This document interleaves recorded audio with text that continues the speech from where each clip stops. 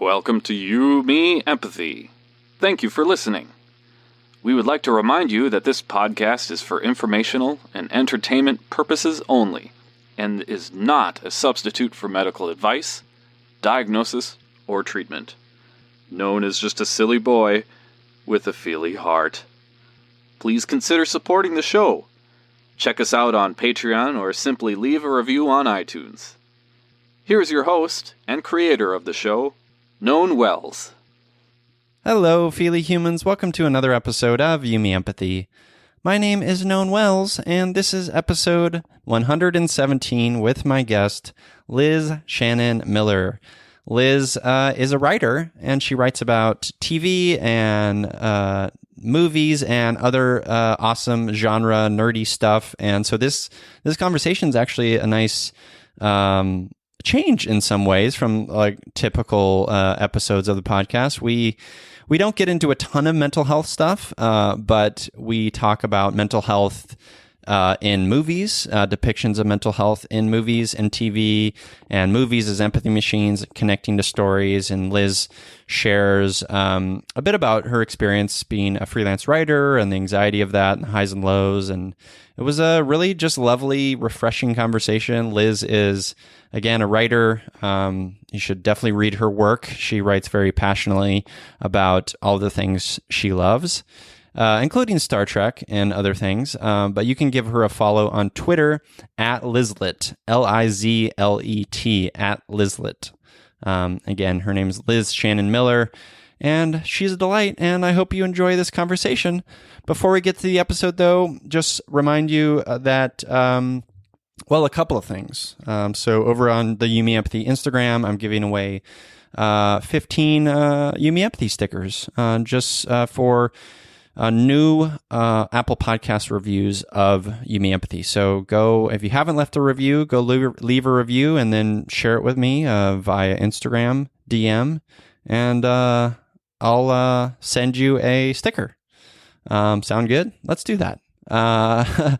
Because that seems maybe a little like, I don't know, shady, but it's not. I just, I think the more reviews we get in Apple Podcasts, the more people hear this podcast and get going on the empathy stuff in their life. And that's what the world needs, as you know, and as I know. So go do that. Make sure to follow You, Me, Empathy on Instagram. And we have a Twitter account. They're both at You, Me, Empathy, and Facebook too. Facebook.com/You, Me, Empathy. And also, you guys, it is February 24th, and there is about a week left of the Feely Human Collective crowdfunding campaign on Indiegogo. And if you've been waiting out, you're waiting, a long time to kind of, you're not sure about contributing, and this is the last chance. And it's okay if you don't. I truly understand. It's, I know not everyone has money to contribute, and that's okay. But if you can, please do. That would mean the world to me. If you go to feelyhumans.co, or just go to the link in the You, Me, Empathy Instagram bio, you'll find it there, or the Feely Human Instagram bio at Feely Human. You'll find it there. But crowdfunding for the first phase of the Feely Human Collective, which is a new collaborative mental health space for Feely humans to learn about empathy and to grow their capacity for empathy and to connect with their hearts and connect with other people around this Feely stuff. Our feelings, our mental health, all of this stuff is so important. And so that's what it means to me, and I hope it means a lot to you as well. So go to feelyhumans.co. Again, it's the last week of crowdfunding. As of this recording, there's 99 backers. So if we get over 100 backers, that would be pretty awesome. Let's do it. Okay. Let's get to the episode, shall we?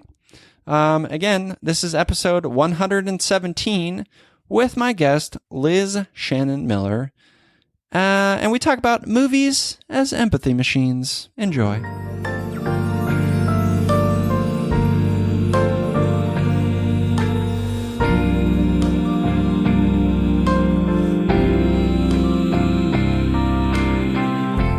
You and me.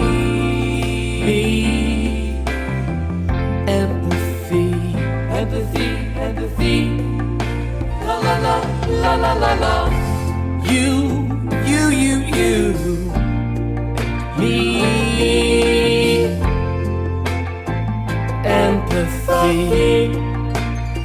Yeah.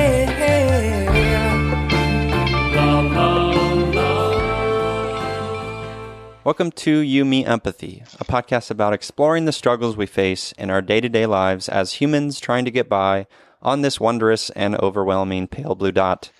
The intent of You, Me, Empathy is to talk openly, without judgment, about our mental health, our neuroses, our shared anxieties and worries, to create a dialogue that is vulnerable and deeply human and empathetic, and to share that dialogue with others to inspire emotional and cognitive collaboration and insight, so we can, hand in hand, break down the stigma that make us feel shame and guilt for struggling, for feeling our feelings, for being feely humans.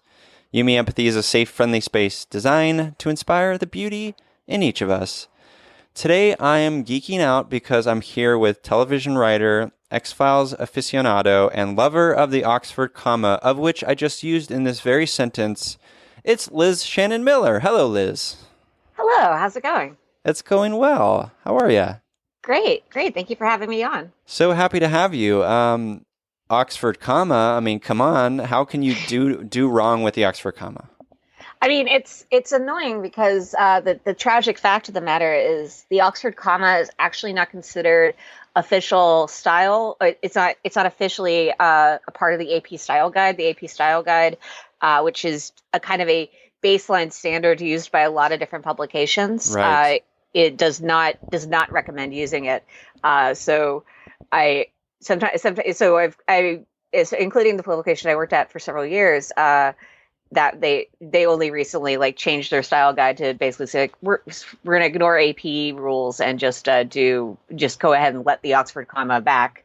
But I got used to writing without it, but it's still my favorite thing. Yeah, I nerded out when I saw that in your bio because I'm for my day job I'm a writer editor and words and language matter to me and I'm a fan of the Oxford comma, so I was happy to hear that. And we in my day job we don't do AP style because we're not in sort of journalism, media. We're in kind of more marketing and advertising, I guess. Sure. So we follow Chicago Manual, which is a bit more sort of kind to the Oxford comma. That's good. And I feel like places vary all the time. I'm writing for a number of different sites right now, and I really need to sit down and just create a spreadsheet that includes all of the little quirks of their rules. Like this place uses italics versus quotes for titles. This place uses the Oxford comma versus not. Because everyone has their different philosophies. So many rules. It's can there not be a universal rule? Will we ever get there?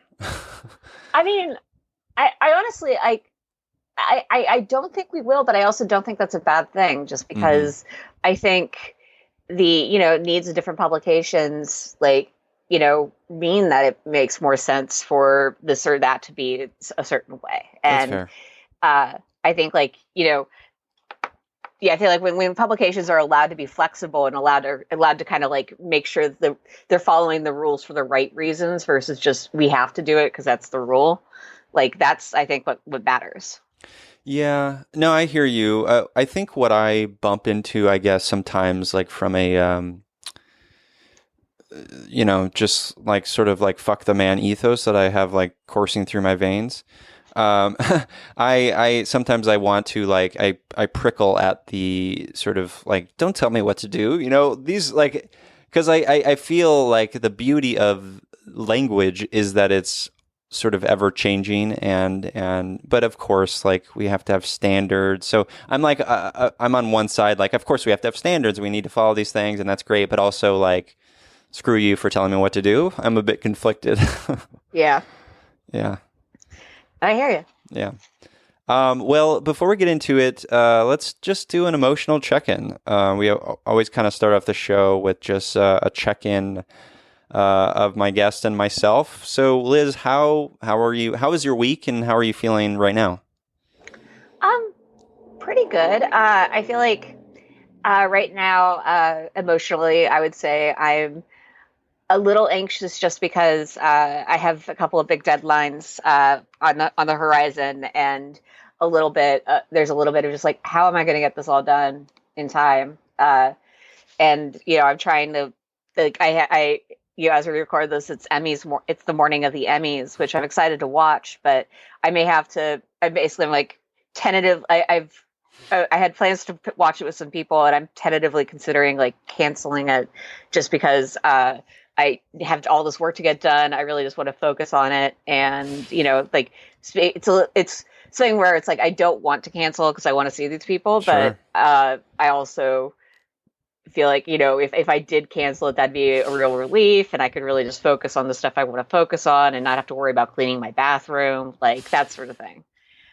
So that's kind of where I'm at right now. And I feel like talking it out like that, I should probably just kind of focus on the work I need to get done. But also, why choosing work over people has never been a thing that I feel like I should do. Like I feel like that's never necessarily the right solution. Right. Yeah, that's interesting. And I so relate. I so relate to that because I know for me, I do like to take on a lot, and then sort of my anxious brain gets to a point where I feel like, oh, I'm kind of like feeling a little overwhelmed, and I need to kind of scale back. And yeah, sometimes that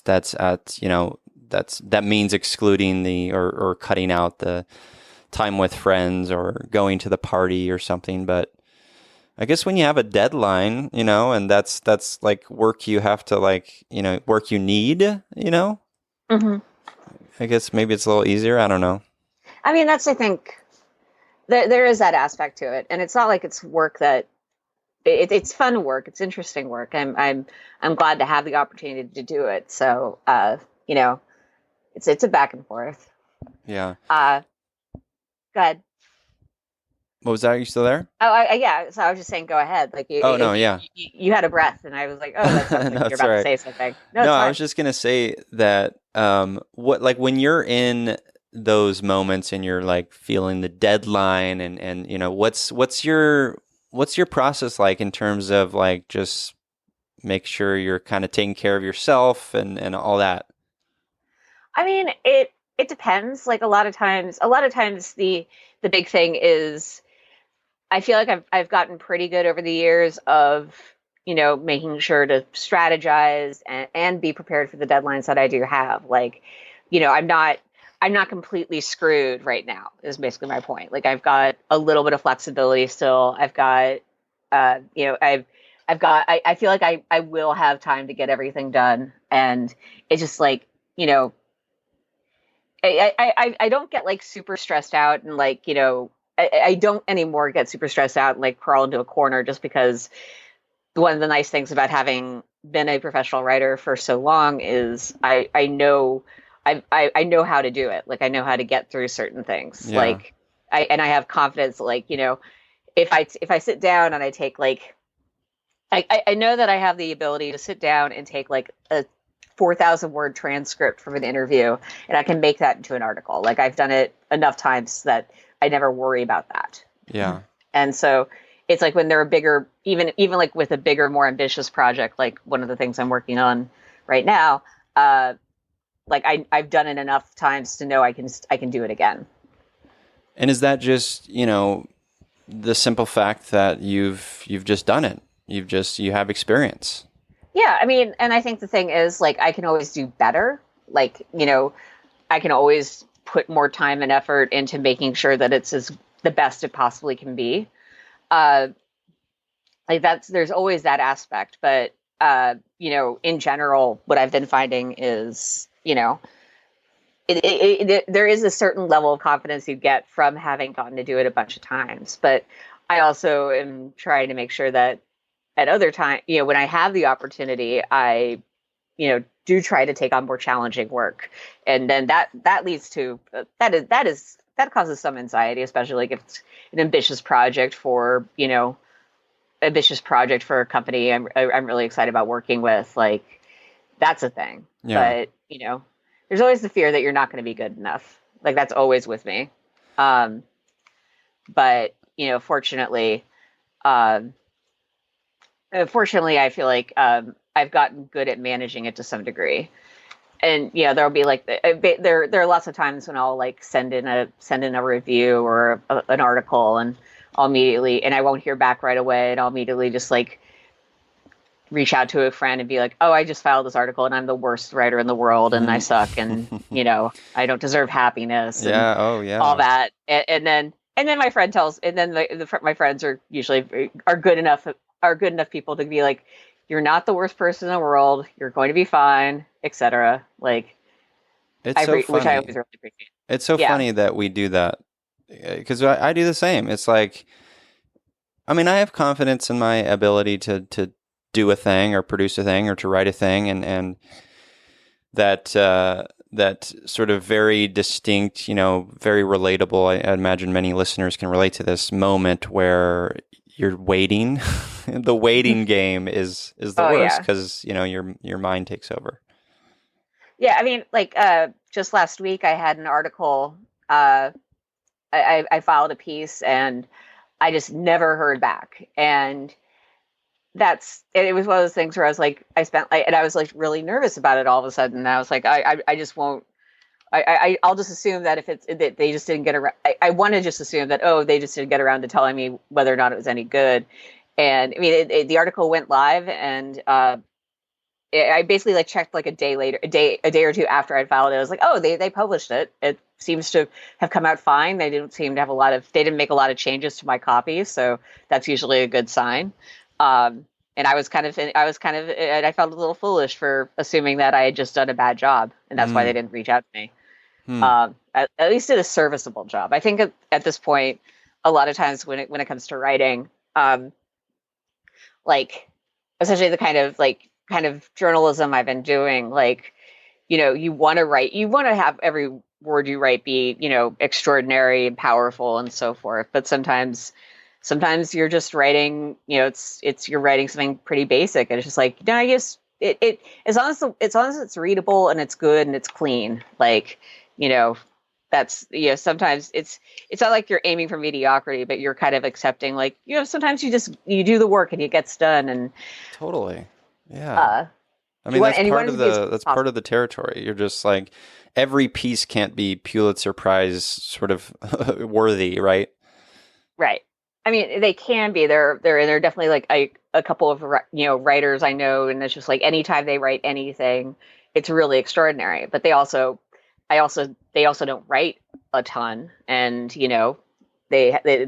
sometimes their articles have their own kinds of flaws. Like, not everything, but like that's the advantage of the game. Like, even if you don't like feel like you hit it out of the park with one piece, there's always the next article can be an opportunity to turn that around. Yeah.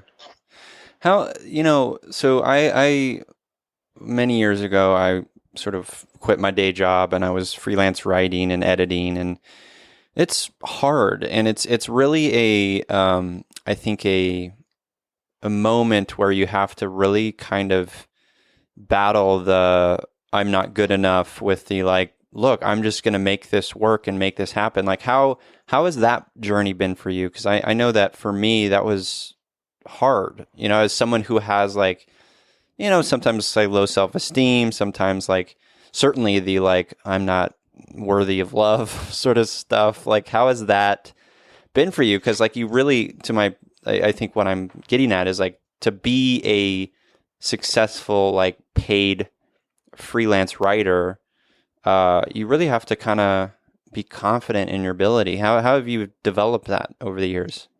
Well, the thing is that I've only been full-time freelancing for a few months now, and my re-entry into the freelance world after like 5 years at IndieWire was not my choice. I was laid off, and so that brought with it an extra set of fun emotions. But I think it's been rough, like, because every time someone passes on something, every time like every time you have an idea that you think is really good and people just aren't interested, like it's always a blow. Yeah. And you really just have to focus on the successes, and the fact that you know if somebody says no to you, it's not because they have a personal vendetta against you. It's because they have budgets and they have other writers they're working with who already, like, I pitched one idea on Friday to an editor and who I've been working with, and she's like, "This idea is so great. In fact, it's so great that we already have a writer reporting it." Like, which is like, I mean, and that's it sucks because I'm not going to get paid for that for that idea. But it's nice to know that I was like at least on the right track. Like, right. Yeah. Yeah. So I think go ahead. Go ahead. I was just gonna say, like, I mean, I think that's really what it comes down to in terms of like keeping motivated and keeping going. And the other thing is, like, I'm still kind of figuring out like how sustainable my current rate of working is, and trying to figure out, like, if full-time freelancing is going to be a long-term thing for me, like, or because I'm definitely, of course, looking for permanent jobs like everyone else. Yeah. And trying to figure out like additional opportunities that I can add, supplement my income with. But like, it's not necessarily easy. No. What happened at IndieWire? Why do you think you lost your job there? Oh, I know exactly what they told me, which was that they needed to eliminate my position to hire a business reporter, which was not my skill set. So these things happen. Yeah. How did that, like, did you see that coming? Was it pretty out of the blue? Pretty out of the blue, yeah. I was pretty surprised. A lot of people were really surprised, in fact, which was one of the comforting things was, like, there's a lot of outreach in the days and weeks following, which is just like, we're so surprised this happened, and all that. So, I mean, it's the sort of thing that happens all over the place, and it's just been a matter of kind of picking myself up and moving forward. And I have no ill feeling towards anyone there. This is, I wish it hadn't happened, but I've been very lucky in getting a number of opportunities outside of that, outside of that situation, and people. I need to be pitching more, but I've been getting a fair amount of work, and I've been, very lucky in a lot of respects. So, like, I have an apartment I can afford still, and I have, friends and family, and I get this, I still am getting opportunities to work. So that's what makes me happy. Yeah. Awesome. Have you always been into, because, for the listeners, you, Liz, write a lot about TV and sci-fi and those types of worlds. Have you always been into genre stuff and that's type of stuff, even, far back as a kid? Oh yeah. Like, my parents raised me right, on a steady diet of Star Wars and Star Trek. No, I've always been a genre fan. Like, it started, it's one of those things where if my parents hadn't been big nerds themselves, would I still have like come to love these things? I don't know if that's a very chicken or the egg question. Right. But I know that, like, I grew up, like, I don't even know how many times I watched Return of the Jedi on VHS as a kid. And saying that dates me a bit. But like, before like the age of 6, even, like, Return of the Jedi was my favorite. Star Wars was good, but Return of the Jedi had kissing in it and the Ewoks, and Ewoks rule. So, oh yeah, 100%. Like, no kid does not like an Ewok. Yeah, I keep meeting people who don't like Ewoks, and I'm very concerned about them. They're monsters. They're monsters. So yeah, but like, even once, like, I got a little older and I was kind of like discovering pop culture for myself, like, I always gravitated towards the nerdy and the weird. Like, one of the first shows I ever really loved intensely was the Disney afternoon animated series Gargoyles. Oh yeah, which was just iconic for me. It was just like a blend of all the crazy stuff I loved, because that show combined Shakespeare and, magical creatures and, robots and laser guns. And It then was a there's great show. it was an amazing show. And it had everything a young lady of my inclinations wanted. So I fell hard for that. And I fell hard for the X-Files, a couple of years later, and it's just been an ongoing pursuit of there's something about genre that I never feel like it's truly escapist for me. But I just love getting the opportunity to sink into alternate worlds. What do you think that is? How do you, like, your interest in that? Like, what do you think that speaks to, like, your heart, your character? Because, like, for me, like, I grew up reading like Terry Brooks and fantasy novels, and for me, it was escape. Like, at the time, it was like started as like, oh, I can sort of immerse myself in these worlds and kind of forget about maybe the struggles that I'm having in my real world, and that was like so important for me, right? Mm-hmm. I'm wondering, like, what about your character sort of like speaks to these sort of fantasy worlds?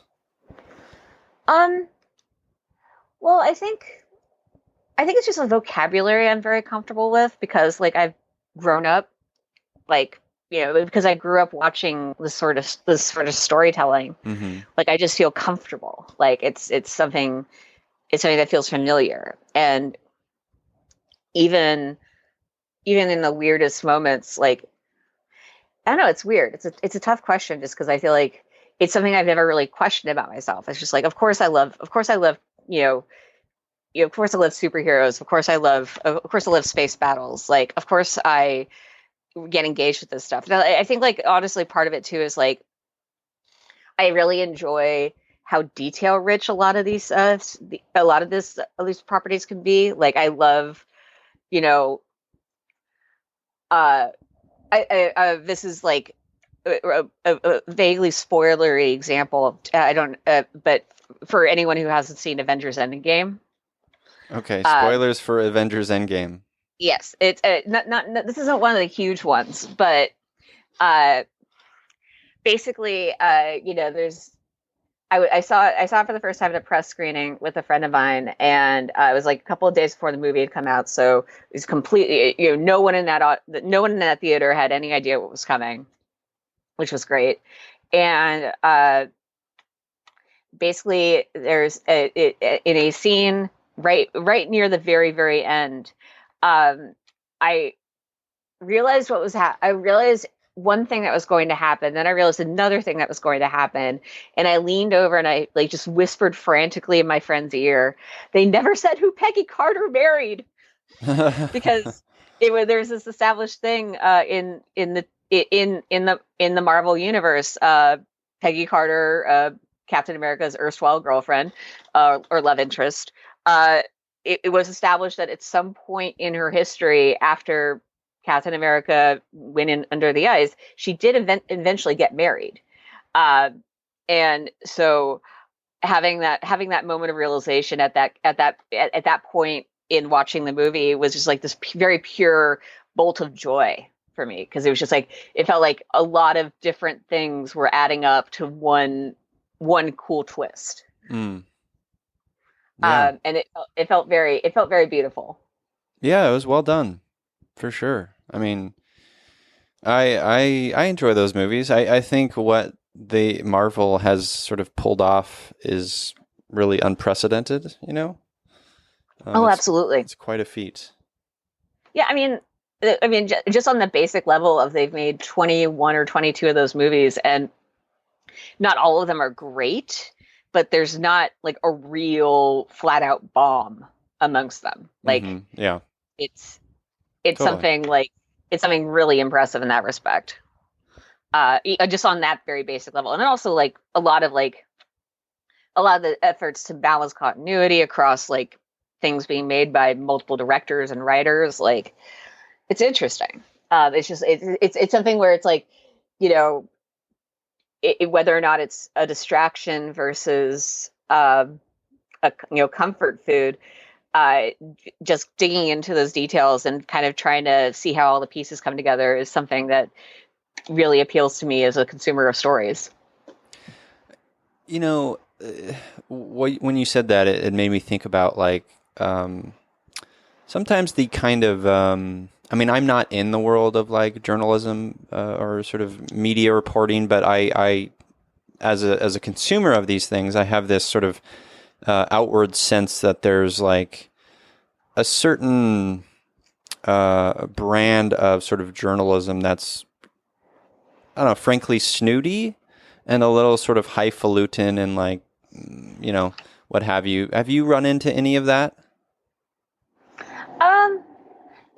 It's funny. I think there is some of that to a degree, but fortunately, one of the best things about the work I get to do these days is a lot of it is me like translating my passion for this kind of narrative into the work. And I feel like the stuff the stuff I get excited about writing, the stuff that I feel like people know I can write well about is like this sort of, it is like coming at these stories, coming at these franchises with the passion of someone who genuinely cares about them as like narrative experiences. Like, I feel like there is room to be snooty. There is like, but at the same time, like, take for example, David Ehrlich is the film critic for IndieWire, he's the I think he's he and Eric Cohen do the bulk of the film reviews. And what's really great about David Ehrlich is that he basically really knows. He will not hesitate to call something call a movie terrible, or just like a waste of time or space. Like he will if he does not care for a movie, he will go after it. And that includes a lot of Marvel stuff, to be honest. Like he's not a huge Marvel fan. However, he did genuinely love Black Panther, and he wrote his review as an incredibly enthusiastic endorsement of that movie, which, fair, that movie's great. So I feel like even when David Ehrlich is trashing like a superhero movie, he's doing it from a place of genuine passion for the medium, and he doesn't have a blanket hatred of all genres. He just, he has his very specific taste, and he doesn't compromise it. Sure. So I think that when we talk about like how, it's like movie critics, like right now, people are, ranting on the Twitters about Ad Astra, and how a lot of critics really loved Ad Astra, and then audience wise, it's been getting really a lukewarm response. And people are debating like, oh, is it just like highfalutin movie critics who don't understand the regular people of the world? Are they just, is that why that movie has an 82% on Rotten Tomatoes? And it's like, no, it's not a calculated effort. It's like people genuinely love movies, like, and they want them to be good. And sometimes that means that they're coming at it from a place where they have a really deep well of knowledge. Yeah. Like I think like there's like, it's funny, like this is maybe a bit of a tangent, but I feel like, when you're a kid and you're watching movies, like it maybe is the first time you've seen a movie like this in your life. So of course you think it's like the best movie ever. Like it took me until I think like the first time I ever actually watched a movie in the theater and realized it wasn't a good movie was maybe Batman and Robin. Batman and Robin was the first time I ever saw a movie, and I was like, maybe this isn't good. Maybe this movie is bad. And that's because like up until that point, like how many Batman movies had I seen? How many superhero movies in general had I seen? Like, so I feel like a lot of times, like the argument that, people make in terms of defending film criticism is that, yes, it's people who have a different opinion about film versus like the quote unquote average Joe. Pardon me. One sec. Oh my God, that sneeze went away. But anyways, they might have a different opinion than quote unquote average Joe, but they, what there's no such thing as the average Joe. Everyone has a different well of experience to draw from. And the what the film critic has going for them is an invested interest in having like a lot of knowledge of film and being able to say like, well, this movie doesn't really succeed the way it could. There are other movies that have done similar things better. Yeah. It's a very rambly answer. No, I love it. And I love, what sort of struck me as the sort of core there for me and for you is like the what lights you up. Like what like for you, it's coming from a place of joy. You're celebrating these things that you really, truly love. And sometimes those things can maybe let you down, right? Or meet your standards. And I think that makes sense. Yeah. I mean, and that's the thing. Like you always want it to be good.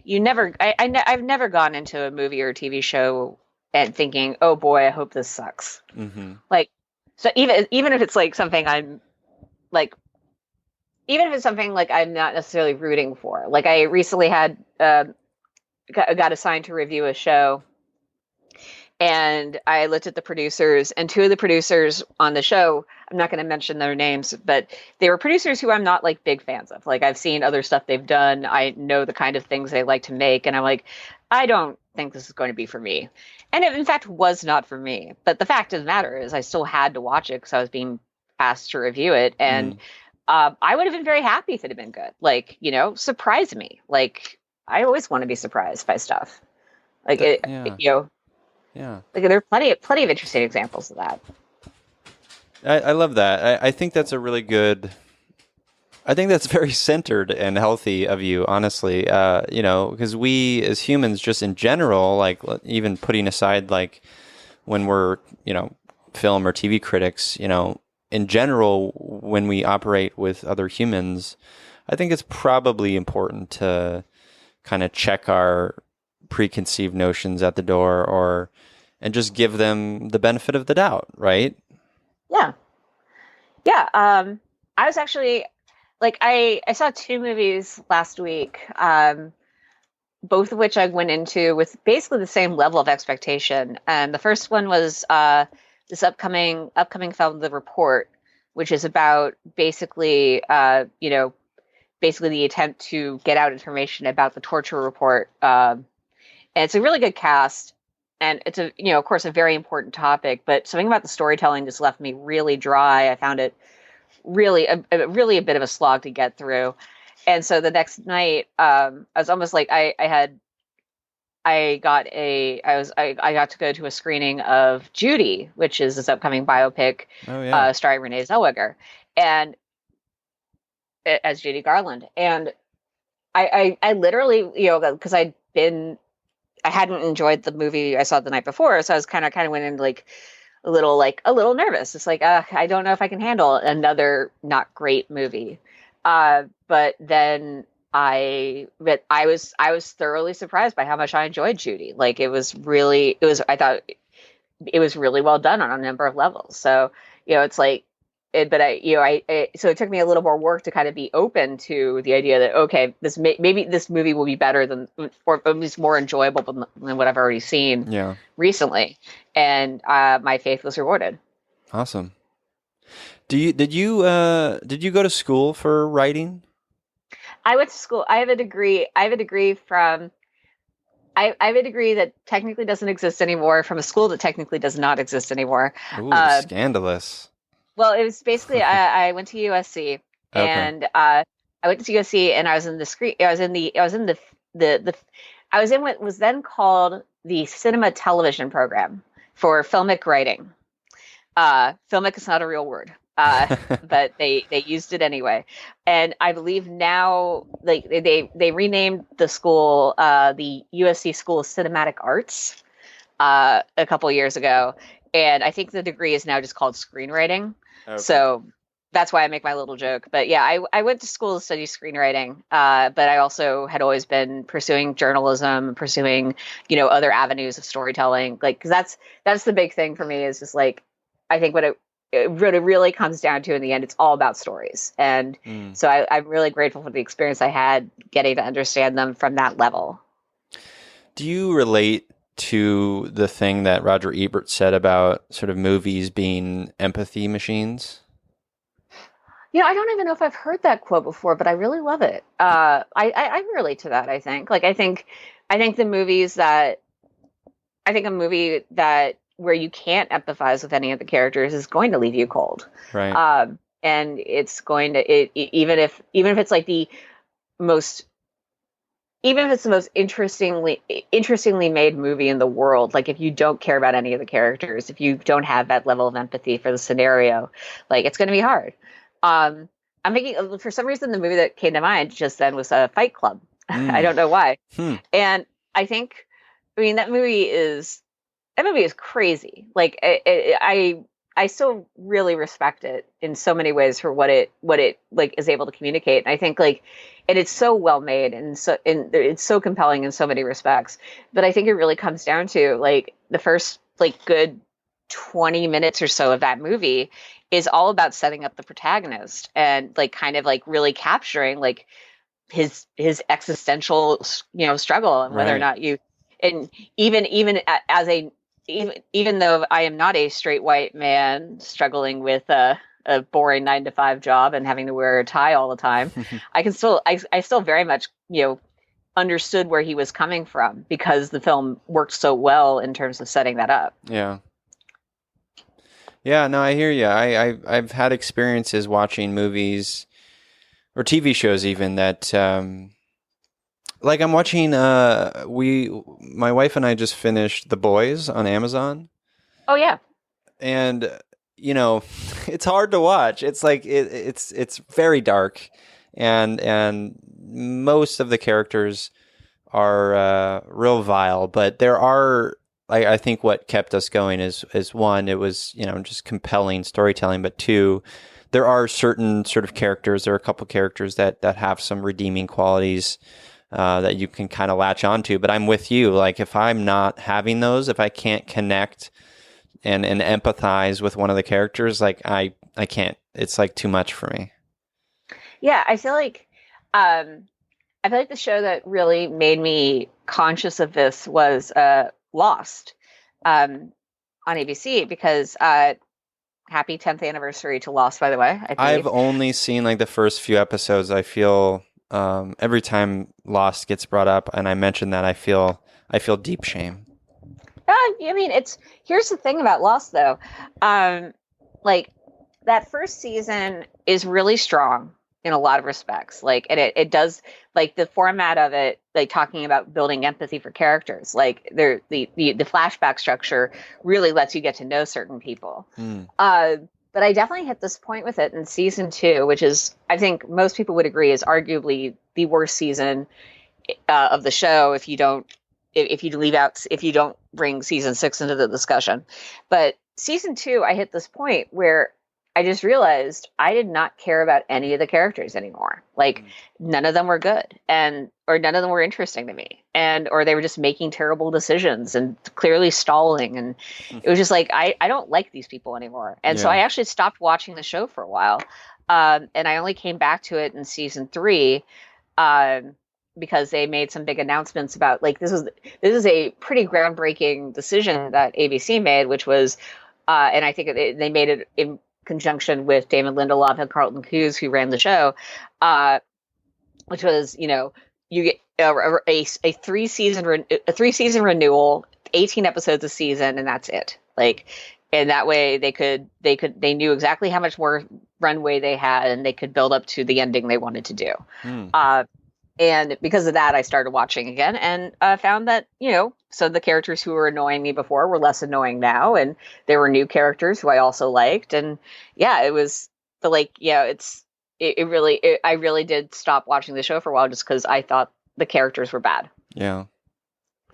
Yeah. Do you remember, I agree with you that stories, it's all about stories and stories are everywhere. Stories are in us. I think we create our own stories. We view and sort of connect and relate to other stories. Do you remember the time for yourself when, obviously growing up watching Star Wars and things like that, and being into those types of stories, do you remember the first time you thought like, oh, maybe I can write some of this stuff? I can write about this stuff?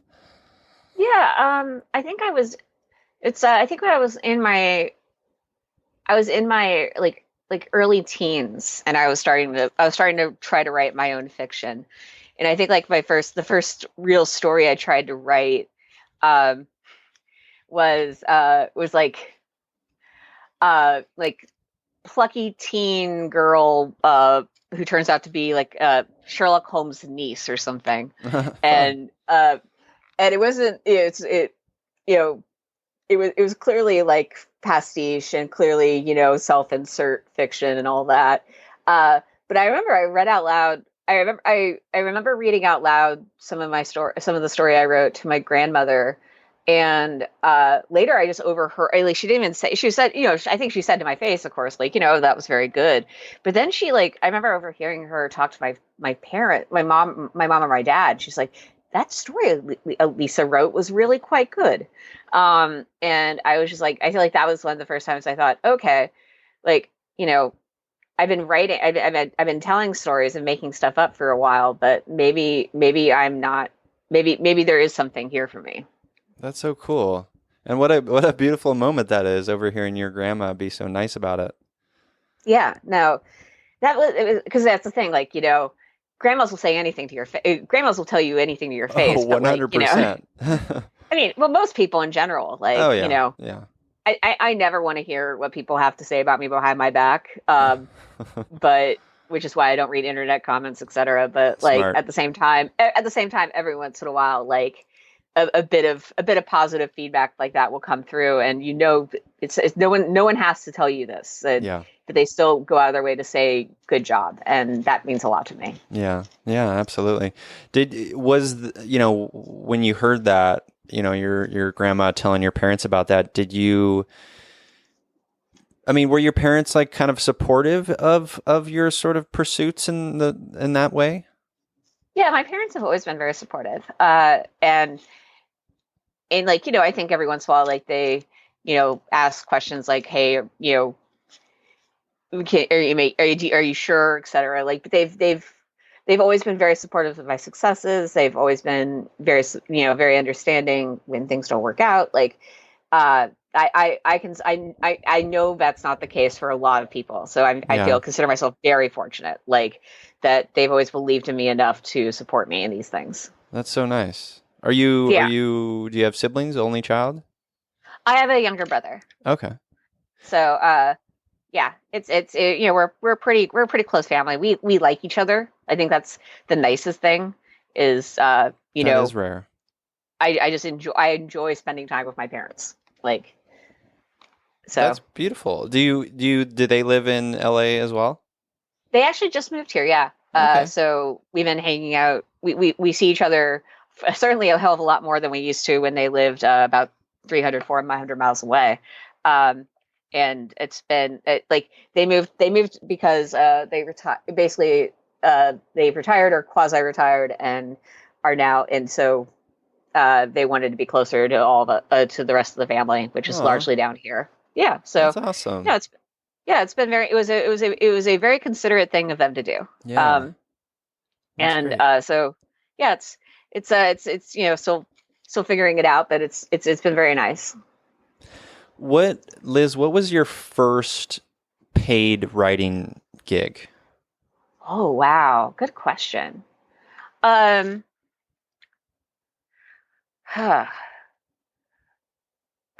I think like my first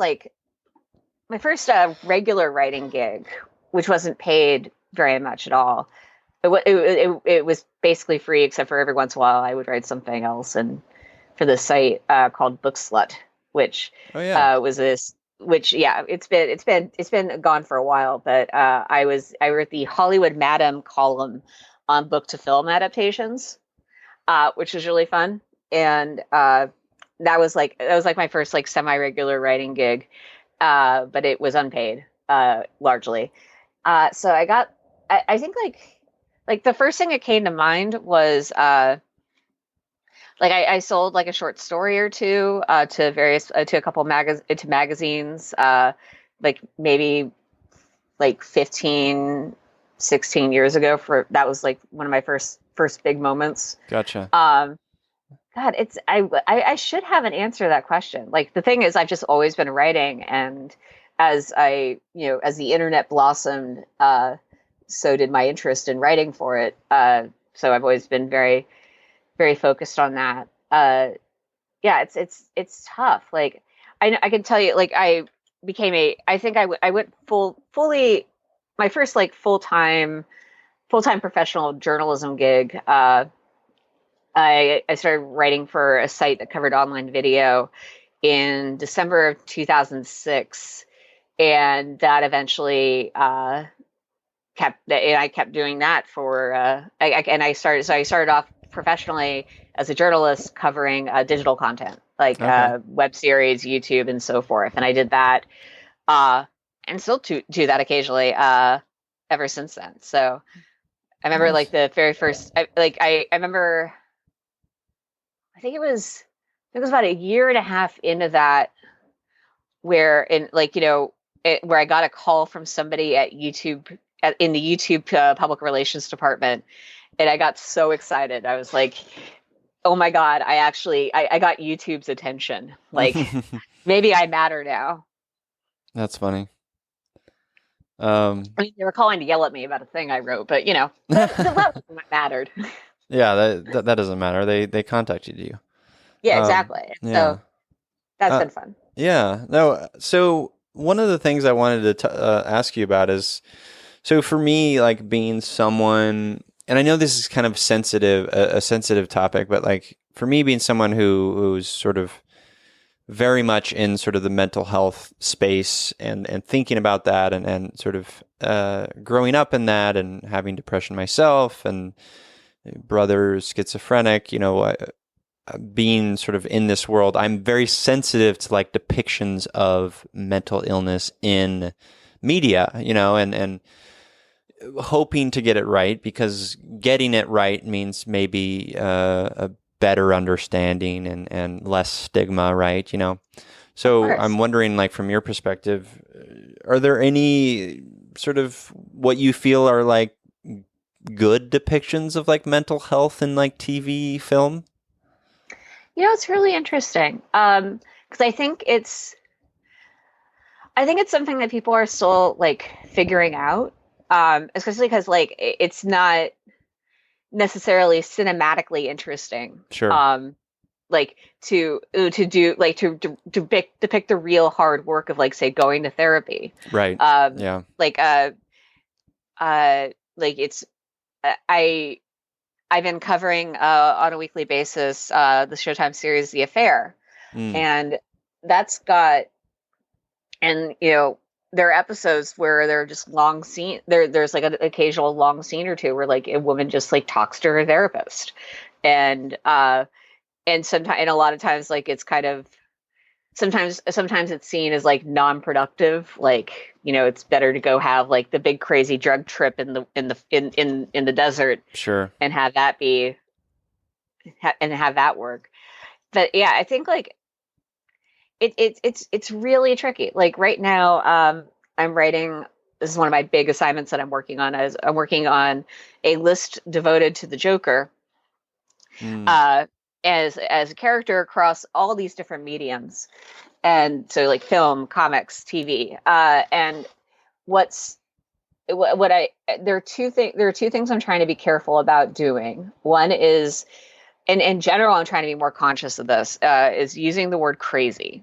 Mm-hmm. Like using the word crazy or insane. Like even like just like as a man, did you see that episode of show here? I can't remember any TV.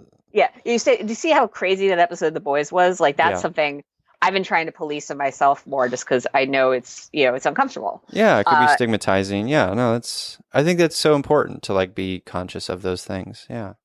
Yeah, but like, and digging into the idea of the Joker as a character, like, all these different depictions of him as, a sympathetic a tragic figure versus, a force of chaos, versus, somewhere in between. Like, it's like,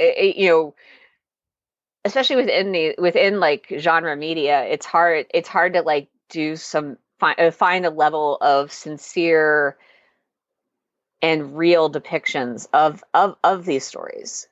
Yeah.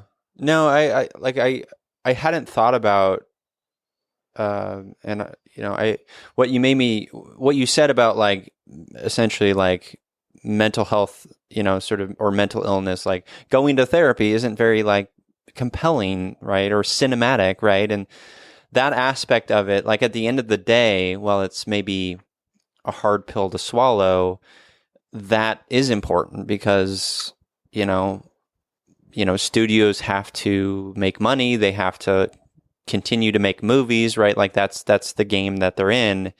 And, a show like, I guess like when you're watching The Affair and you're like covering it and you're witnessing, a long therapy session in that show, are you as a sort of viewer / critic like taking that in as like, oh, this is not very effective, or does it work?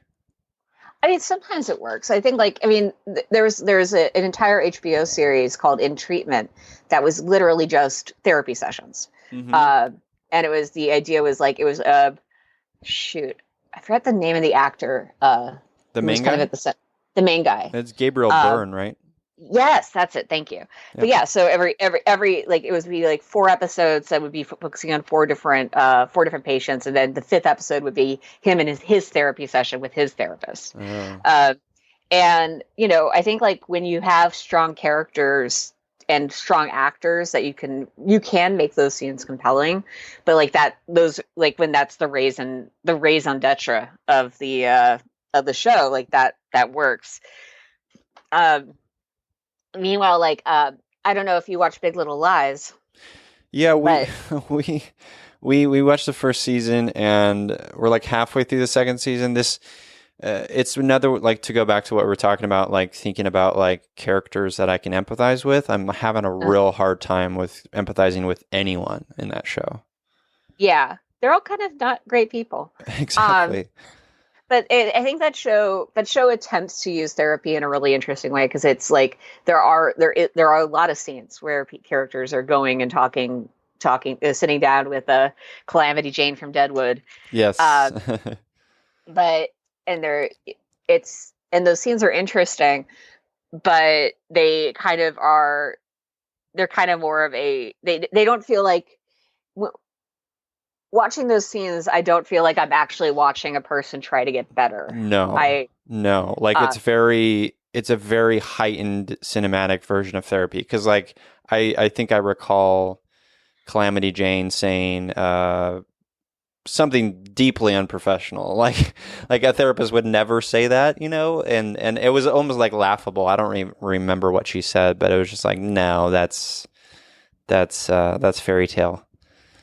I mean, wasn't there? I think there's like maybe this. I don't know if this is what you were thinking of, but there's the episode where, like in season 1, where she flat out tells Nicole Kidman's character, "You need to get out of your abusive relationship."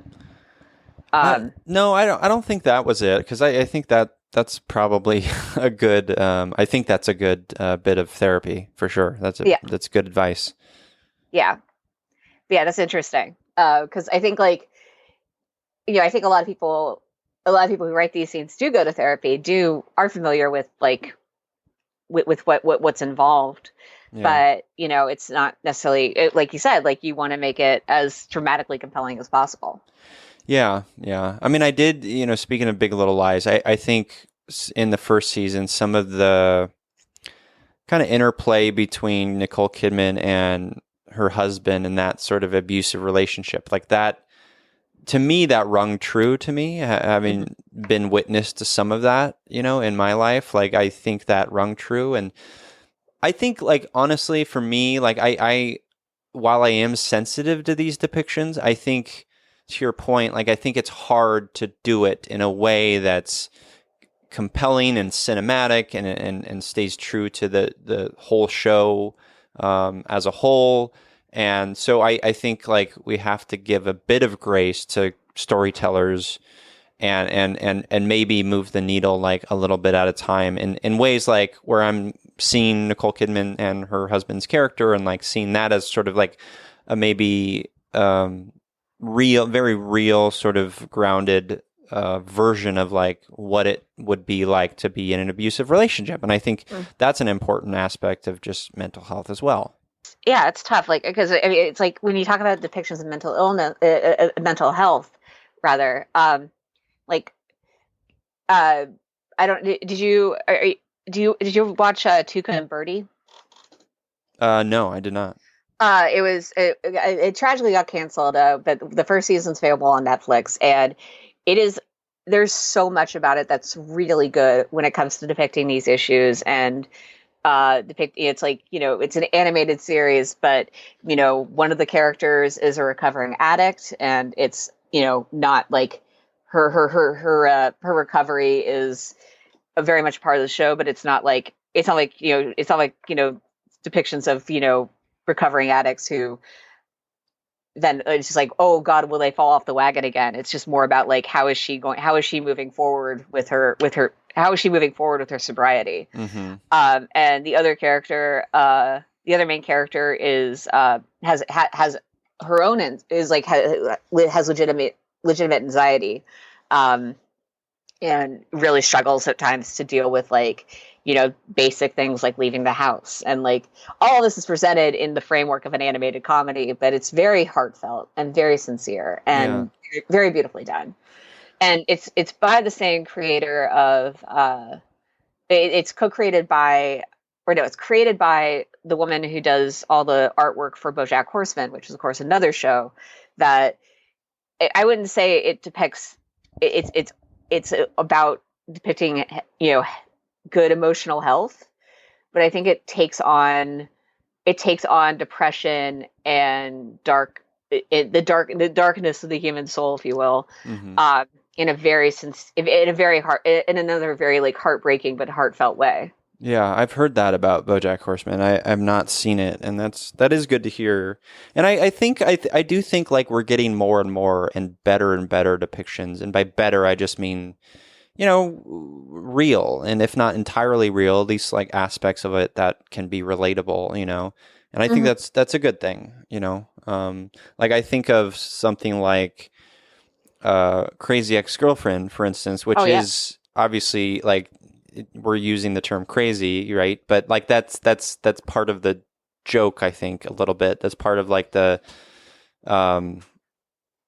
I think they're aware that that's a term that can be stigmatizing, and I think that was an intentional choice. No, they literally, I think, wrote it into the first season theme song, where the situation is a whole lot more nuanced than this. Exactly, and I think that they've done a really good job of like depicting, I think, that type of stuff and her sort of mental health journey. While I haven't seen every episode, I think that's very well done as well. Yeah, I think like they always really put her progress and her, you know, growth at the center of the show, which I think is really impressive. Yeah, absolutely. Any other like movies or TV shows that you feel like I don't know, depict it well that come to mind?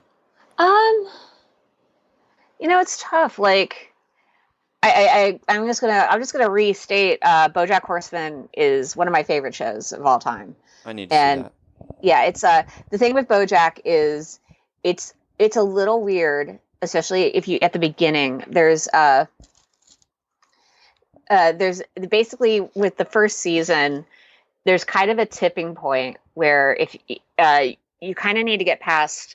I hate being the it gets really good after X number of episodes, but it's more like the show figures out what it is about around a little over halfway through the season. There's an episode called The Telescope, and it's one of those things I always tell people, like, if you watch The Telescope and you're not on board with the show, then that's fine. You did your due diligence. But that was the episode where it really turned around. It really, like, the show as the show for what it was really came together for me in that moment, and it's only gotten richer and deeper. That's good to hear.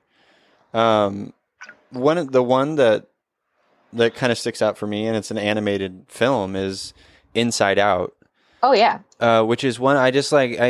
I remember crying in that movie, feeling like, oh, this is everything that I've been trying to kind of relay and sort of promote in sort of my life and the people in my life. Just this idea that like all feelings are valid and we have all of them, and no one is right or wrong or vilified or sort of, celebrated. It's just they're all these valid things. And I think that show did such a good job of expressing that. Yeah, no, absolutely. And I think like the fact that it's from a child's point of view in some respects doesn't necessarily make that any less effective. No, not at all. And it's interesting. Like I had a conversation with, and the episode should be out by this point, with the copacetic system. How do I say this? They have dissociative identity disorder. Mm-hmm. And they said that that Inside Out was like one of the best depictions of dissociative identity disorder as well, which I felt was very interesting. And I was like, oh, then I'm like onto something here. That's really neat. That's really neat. And I love that. I even love even more so that it is, a quote unquote kids movie. I don't know. I think for me, I just think like the grounding and the basis of like understanding our mental health and stuff is about sort of recognizing that our emotions and feelings are valid sort of guideposts to like understanding stuff. Yeah, absolutely. Yeah. A couple of other ones that like people on Instagram and Twitter mentioned are This Is Us. I guess it's a show. I haven't seen it. Yep. Ordinary People is one someone mentioned. Girl Interrupted. Silver Linings Playbook, which I felt was very Hollywood version of it, but those are some interesting ones. I haven't seen Girl Interrupted in a long time, but that's the one with Angelina Jolie. Yeah. And Winona Ryder. Yeah. Gotcha. Yeah, that one's. It's been a while since I've seen that one. I believe it's. I think it also kind of falls into the Hollywood sensationalist side of things. Totally. Gosh. You brought up one that. Yeah, I'm trying to remember. You just brought up one that I wanted to mention. Silver Linings Playbook. Ordinary People. Actually, it's funny. So an actor who appeared, who was a semi-regular on Star Trek Deep Space Nine, passed away this weekend. Oh. Aaron Eisenberg. And he played basically the first Ferengi to join Starfleet, and he like his character actually kind of starts off as almost a joke. Not a joke, but he's very much like he's very much like your traditional like Ferengi, and then he gets midway through the show they basically give him this like real unexpected depth, and he goes in, then there's a war and he goes to war, and then he comes back from war, and he gets and basically there's an entire episode that's just kind of him dealing with his PTSD. Oh wow. And I mean, and Star Trek actually has like a fair number of these sorts of things,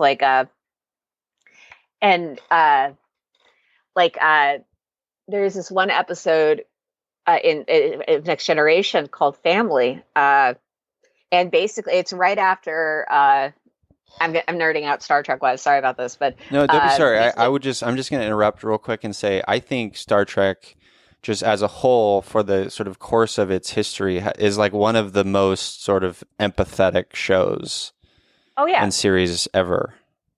No, it's beautiful in that respect. Yeah.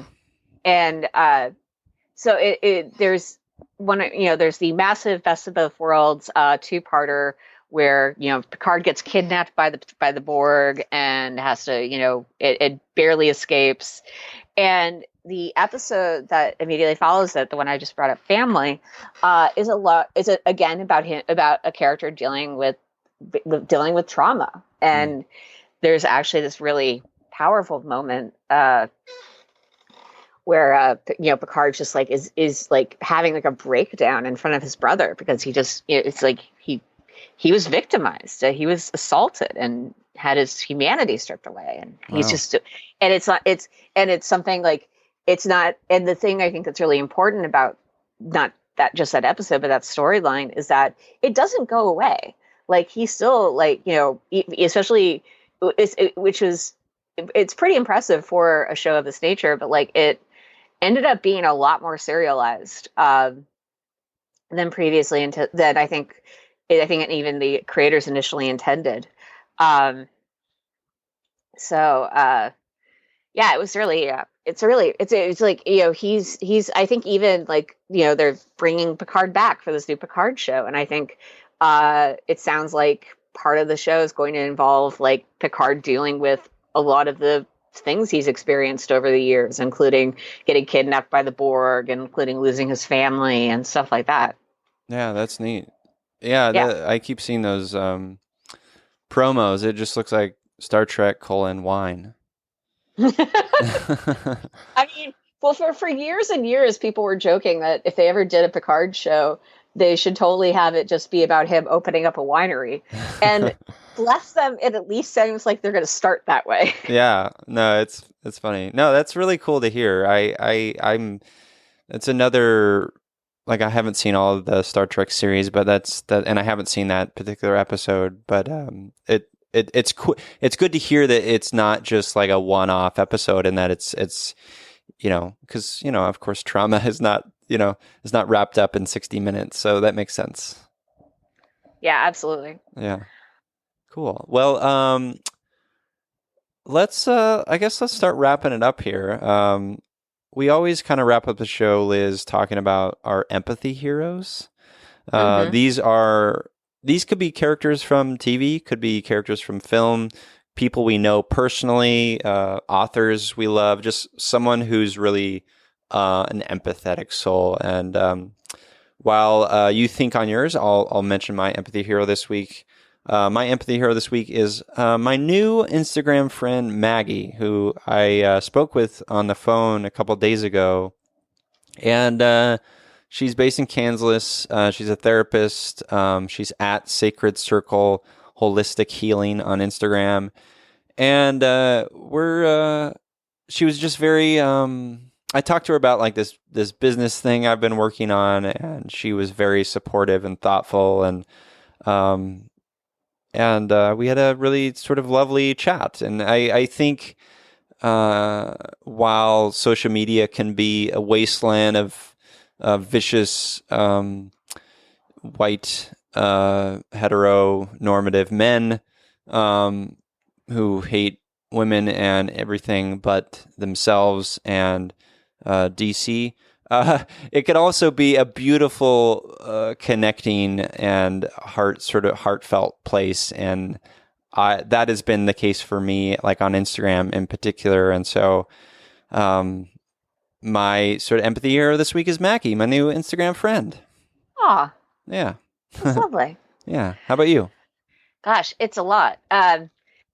Honestly, aside from all the wonderful people in my life who have been really good to me over the last couple months, I feel like for some reason, the first person who came to mind was the author Douglas Copeland, who's a Canadian author he's credited with coining the term Generation X.